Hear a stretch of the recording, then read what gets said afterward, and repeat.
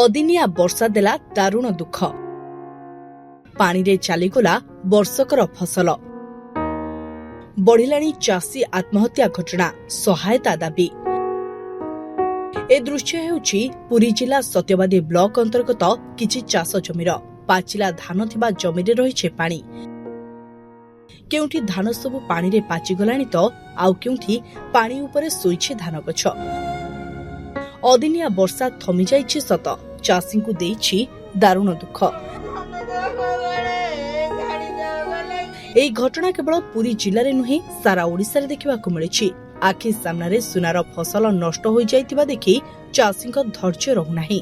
पूर्वरु पुरी जिला सत्यवादी ब्लॉक डुंगर ग्रामर चाषी पूर्णचंद्र दलाई निज चाष जमीर एभली अवस्था देखि सेही जमीरे टली पड़िथिबा बेले गतकाली गंजाम जिला छत्रपुर ब्लॉक बड़ माधपुर पंचायत अंतर्गत बरंग ग्रामर बनमाली पेंठेई आत्महत्या करथिबा अभियोग होईछि।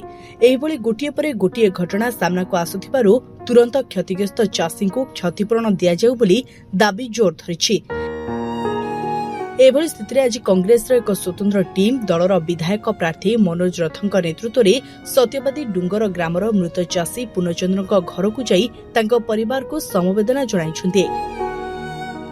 मनोज दल पक्षरु पूर्णचंद्र परिवार को आर्थिक सहायता मध्य करिसन्ते।